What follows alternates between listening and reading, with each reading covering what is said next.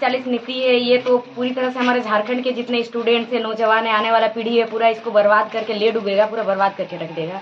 और ये 60-40 नीति हम लोग इसको लागू करने नहीं देंगे सरकार को, किसी भी हाल पे, चाहे कुछ भी हो जाए, हम लोग लागू करने नहीं देंगे।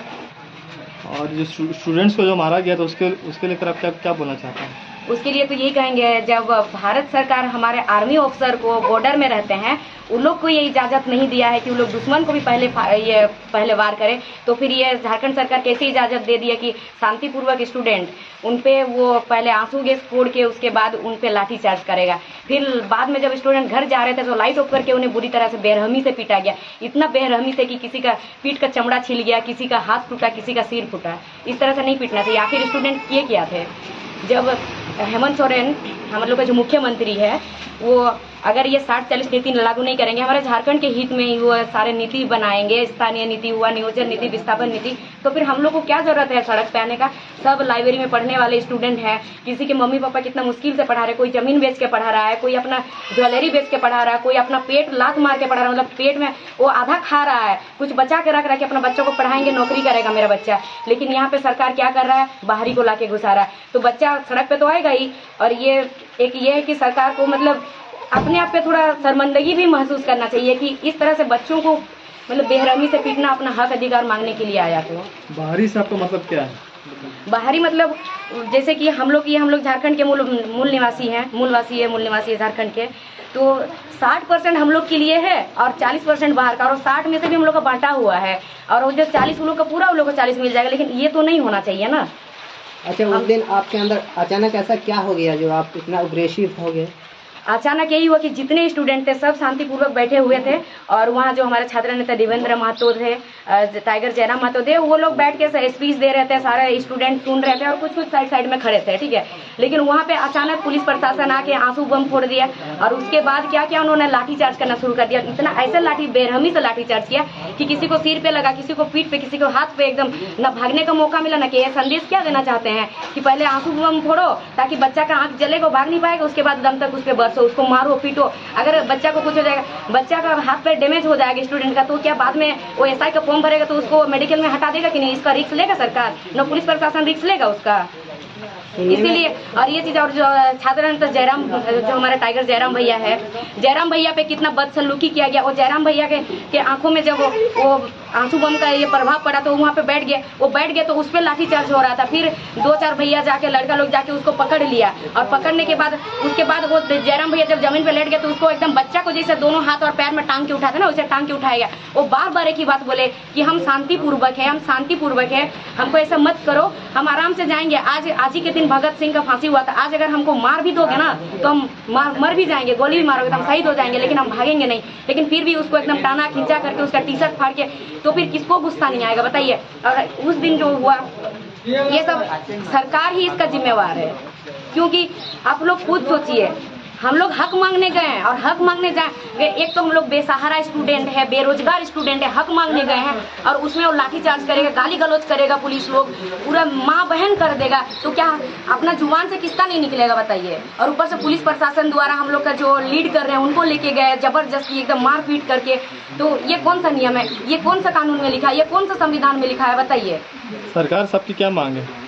सरकार से मांग है कि सरकार आप हमारे झारखंड के हित से ही आप सारा नियम कानून बनाइए। हम लोग सब बैठ जाएंगे, हम लोग सब अपना पढ़ाई लिखाई में बैठ जाएंगे। हम लोग को क्या दरकार है? कौन चाहता है कि सड़क पे जाए आंदोलन करें? कौन चाहता है हम लाठी खाए? कौन चाहता है हम दर भटके? सब चाहता है कि हम पढ़े लिखे, नौकरी करें और अच्छा घर परिवार बसाए। सब यही चाहता है।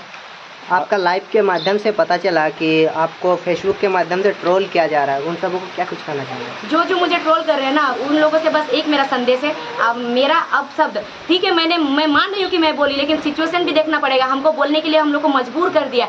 किसी पे इतना लाठी चार्ज होगा, लड़कियों पे भी लाठी चार्ज होगा, लड़कों पे भी होगा, और 2 ही लड़की थे फिर भी, और आंसू बम फोड़ा जाएगा। ये कौन सही है? तो मुँह से किसी का भी निकलेगा, ठीक है, मैं मानती हूँ निकला मेरा मुँह से, लेकिन अगर मेरा FIR दर्ज होगा ना, तो उन लोगों लोगों पे भी होना चाहिए जो संवैधानिक पद पे हैं और संविधान हमारा विधानसभा के अंदर बोलते हैं, जो कि एकदम खुलेआम पे, जहाँ हमारा विधानसभा में लाखों हमारे करोड़ों जनता का विश्वास है, वहाँ पे नामर्द बोला गया है। सीपी सिंह, बिरेंची नारायण, बन्ना गुप्ता द्वारा नामर्द बोला गया है, तो उनपे भी आप लोग ट्वीट कीजिए, उनको भी बोलिए कि उनके नाम भी FIR होना चाहिए। फिर उसके बाद बेबी महतो के नाम पे होगा ना, ये रेडी है जेल जाने के लिए, कोई फर्क नहीं पड़ता है हमको। अगर मेरे जेल जाने से इतना हजारों स्टूडेंट का जिंदगी बदल जाएगा और आने वाला पीढ़ी का बदल जाएगा ना, तो हम रेडी है, हमको कोई फर्क नहीं पड़ता है। लेकिन उन लोग पे भी होना चाहिए और सरकार पे भी असंवैधानिक तौर पे वो पीटा है बच्चों को, उन पे भी ये लागू होना चाहिए, उन पे भी कुछ ना कुछ कार्रवाई होना चाहिए। सिर्फ बेबी महतो पे क्यों होगा? क्योंकि हम एक स्टूडेंट है, एक गरीब, एक बेसहाय, एक बेरोजगार स्टूडेंट है, बच्चे हैं ना, इसीलिए सब मुझ पर ट्रोल कर रहे हैं। आप लोग ट्रोल कीजिए, कितना ट्रोल करना है, मुझे कोई फर्क नहीं पड़ता। आप लोग जितना ट्रोल करेंगे ना, उतना हम ऊंचा उठते जाएंगे।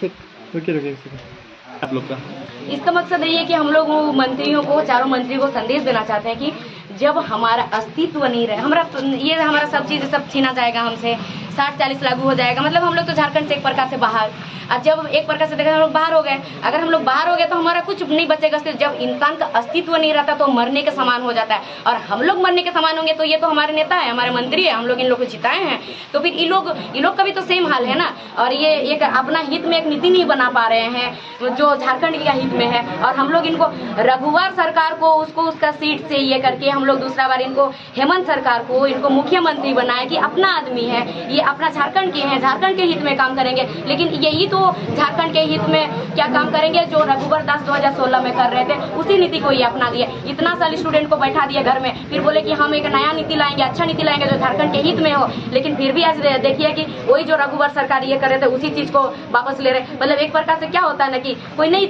थूक देता कुछ भी चीज को, फिर बोलता कुछ भी चीज को बोलता थूक देता, फिर बोलता उसको हम उधर घूम के भी नहीं देखना। लेकिन ये क्या काम करे ना, उसी को वापस लेने का काम कर रहे हैं। एक प्रकार से यही है। आपके हिसाब से सही नीति क्या है? हमारे हिसाब से सही नीति यही है कि हम लोग ये नहीं बोल रहे हैं बाहर वाले को बिल्कुल नहीं जगह देंगे, 90-10 का होना चाहिए, देंगे हम लोग भी। मतलब वो लोग भी आए यहाँ जॉब करें, क्योंकि सबका अधिकार है, हम लोग भी, और हम लोग को बाहर में नहीं दिया जाता कोई क्वेश्चन, लेकिन फिर भी 90-10 का नीति बनना चाहिए, ये हम लोग का मंजूरी है। लेकिन ये 60-40 हम लोग कतई नहीं मानेंगे, चाहे कुछ भी हो जाए, हम लोग नहीं मानेंगे 60-40 नीति, ये हम लोग होने नहीं देंगे। और अगर ये चीज नहीं रोका जाएगा ना, तो आगे क्या क्या होगा तो हम लोग भी नहीं बता सकते हैं। आज स्टूडेंट सड़क पे उतर आया है ना, लेकिन कल को पता नहीं स्टूडेंट पेन छोड़ के हथियार भी पकड़ सकता है, कोई गारंटी नहीं है। हम सभी स्टूडेंट का बात कर रहे हैं, क्योंकि स्टूडेंट नौकरी डिप्रेशन में कैसे चला जाता है, नौकरी नहीं मिलता है, इधर घर से प्रेशर आता है, अपना फैमिली को अच्छे से पाल नहीं पाता है, लड़का डिप्रेशन में चला जाता है। डिप्रेशन में जाता है तो कुछ भी करता है ना, कुछ भी तो कुछ भी कर सकता है। और ये जो फिर लड़का लोग, और एक पॉइंट वाला एकदम फैक्ट बात है कि लड़का लोग जो सुसाइड करता है, फिर उसको क्या बोला जाता है कि लड़का कोई लड़की के साथ अफेयर था तो सुसाइड किया। ऐसा कुछ नहीं रहता है, कमी 5% लड़का ऐसा करता है, लेकिन बाकी 95% लड़का अपना जॉब से, अपना ये स्थिति देख के ना डिप्रेशन आके वो क्या करेंगे क्या नहीं कुछ समझ नहीं पाता, इसी वजह से स्टूडेंट लोग सुसाइड करता है। काफी